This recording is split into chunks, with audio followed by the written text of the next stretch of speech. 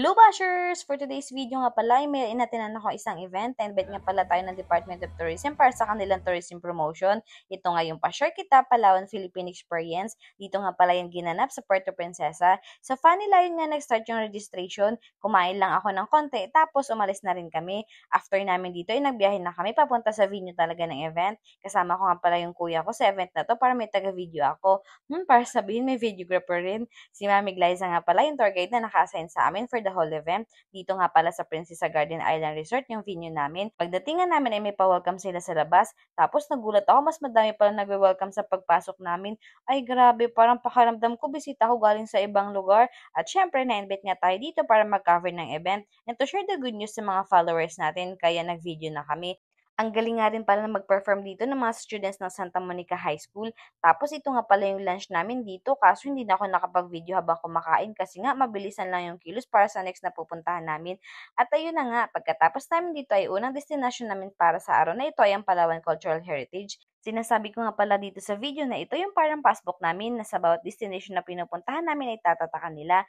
Dito naman sa Palawan Heritage ay umikot kami para sa history ng bawat munisipyo at buong Palawan na rin. Ang ganda ng lugar na to para sa akin at I suggest para sa mga turistang pupunta dito sa Palawan ay before kayo umikot sa aming probinsya ay dumaan muna kayo dito dahil sigurado ako mas magiging interested kayo sa paglalakbay dahil sa mga maririnig, malalaman o matututunan nyo sa loob ng heritage na to. Ito nga rin pala yung Manunggul Jar na tagpuan ni Dr. Robert Fox sa aking hometown. Syempre, walang iba kundi sa Quezon, Palawan. Nagkaroon pa nga ako ng chance dito na makapagpa-picture sa dating PBB housemate na si Jai. Nakapagpa-picture at kwentuhan na rin sa DOT Memorial pa Director na si Sir Robert Alavado.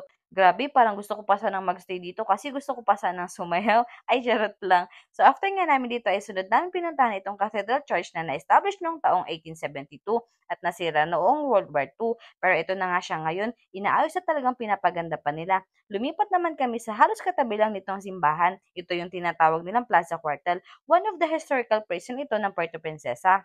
Dahil nga mayroong tunnel sa loob ng lugar na ito at dito sinunog ng buhay ng mga Japanese yung around 150 Americans during World War II. At dahil nga ang daming pagkain na nagantay sa amin, nagmerienda muna kami ng mga kakanin na halos ang ilan dito ay talagang dito lang sa Palawan matitikman. Pero ito ako, magkakape pa rin kahit sobrang init ng panahon. Hay, Pinoy nga.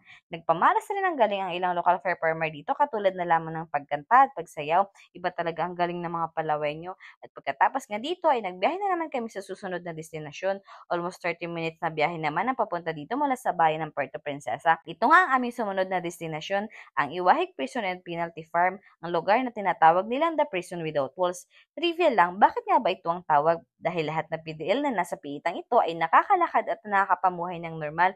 Ang iba sa kanila ay nagsasaka na nga. Nagpastam nga muna ako pagpasok at sila ate rin pala yung sa first destination namin kanina. Nagbigay lang ng message yung head at pagkatapos ay may mga sumayaw at kumanta na rin dito. Ang mga performer nga pala ito ay mga PDL o yung mga taong dito na rin sa loob ng pita na namumuhay. Sa lugar nga na ito ay may mabibili kayong local products na talagang pinaghirapan gawin ng mga nasa loob nito, katulad na lamang ng mga ito.